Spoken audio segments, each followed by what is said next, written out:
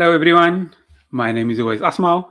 Welcome to another episode of Tooways to Skin a Cat, a show where we talk career experiences, entrepreneurship, and investments. The main aim is to show that there's more than one way to be successful other than just climbing the corporate ladder. We are live on LinkedIn and YouTube, and the show will be available on podcast by tomorrow morning. So don't forget to like, subscribe, and click on that notification bell to get automatically notified when the next episode comes out. If you are joining me live, drop a one in the comments so that I know I'm not talking to myself. And if you're watching the recording, drop a two in the comments. So today's topic is what should I do after my articles? So the reason that I chose this topic is because I've had lots of people reach out to me to ask this very question. Instead of repeating myself, I thought, let me try and add more value to more people and put this out as a content piece. Now let's start by saying I'm not here to tell you what to choose. The aim of the session is to help you to consider all the options based on your needs and your goals. I'm going to be sharing my experiences in the hopes that it helps you to make a more informed decision because there was no one to guide me when I was making this decision, even though it was a long time ago. One thing that's very important for you to remember is everybody thinks you need to have it all figured out when you finish articles. And some people may be lucky enough to do this, but most of us don't.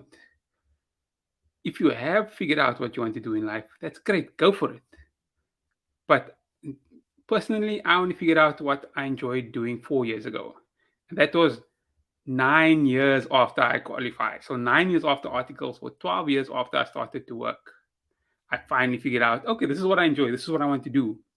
So don't feel pressured that you have to figure everything out now. Okay, I finished articles. I need to know what to do with my life. Like, that's not the case. Something that you also need to realize is this is the first big decision in your life where there's no necessarily obvious choice. So there's no normal procedure or no guidance from people. Before this, you followed a very structured career. You knew exactly what you needed to study at university. You had maybe a little bit of choice in terms of selecting a firm to do your training contract, but that was also to join a very structured program, and lots of these programs are similar.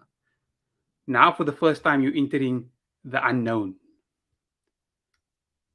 Another thing to remember is that lots of people want to get their future confirmed early, so they try to apply for jobs as early as possible.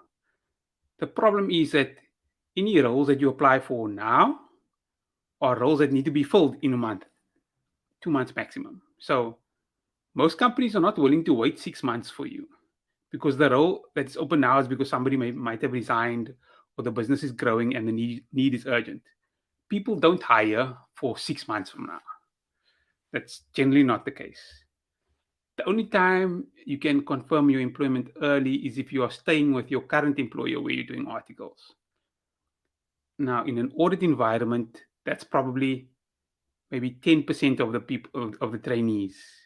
Uh, so the majority won't be staying. In corporates, you generally have a lot better chances of staying in at the company that you're working at, other than instead of in audit, because in audit it's generally the majority leave, whereas corporates, you've generally been trained to do things specifically for your business, so you are trained for your business, so you are more of an asset from that point of view.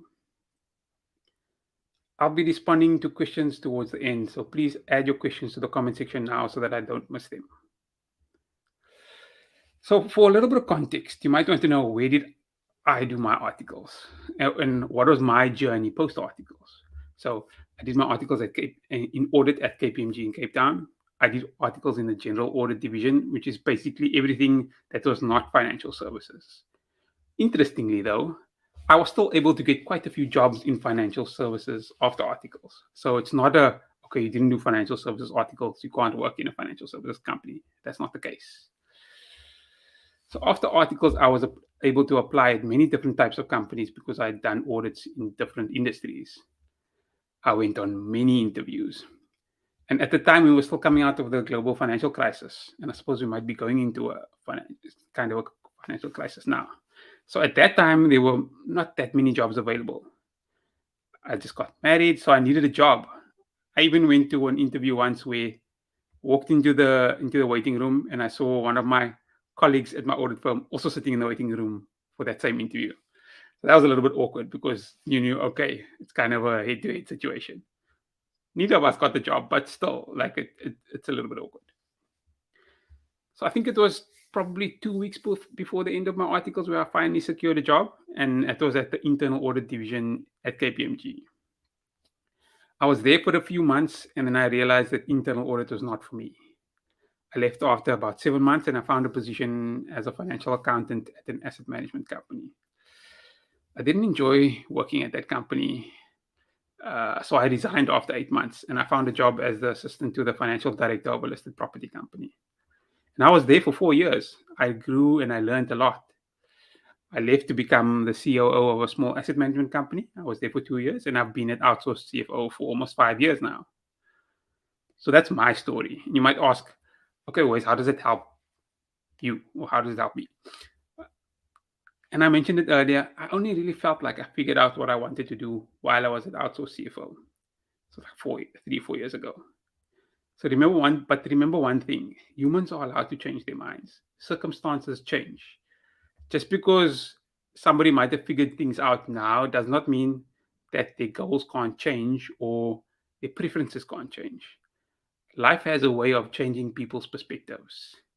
You may get married, you may want to immigrate, things change and things are not set in stone. So don't put that much pressure on yourself to make the perfect decision. There's no such thing as the perfect decision. Another thing just to remember is that there's no decision that is going to permanently mess up your career.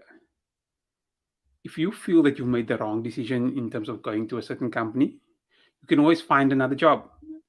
Don't expect the perfect career and don't be afraid to change. We are lucky to be in the chartered accounting profession because generally there are always jobs available. It might not be the perfect job for you, but in most cases you shouldn't go hungry. There's jobs available. A lot of other people are not in that privileged position, and that's well qualified people. If you think of, for example, economists can get very well paying jobs, but generally those jobs are only available at bigger companies, and it's very difficult to change. So even if you coming out of articles as a new chartered accountant, even if you feel, if you apply somewhere and you get the position, even after a few months, if you feel, okay, I've made the wrong decision, you will still learn a lot from that, and you'll still make connections with people.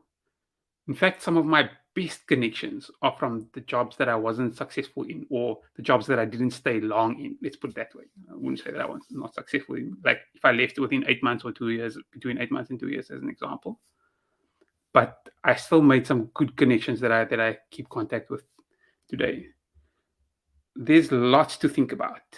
I don't see any questions coming through, so I'll probably end off there. But in closing, I want to leave you with one message. Remember, this is your career. You are responsible for it. No matter how great the new job is or how bad the new job is, if you want to succeed, it's on you. You can blame other people for you not succeeding, but the only person it will negatively affect is you.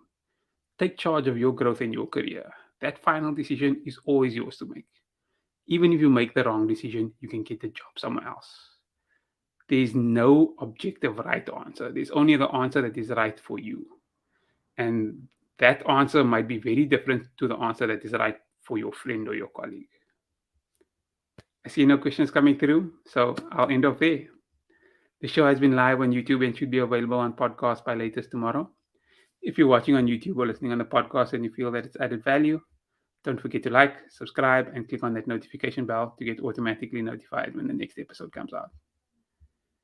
Thanks very much for joining me for another episode of Two Ways to Skin a Cat. Goodbye.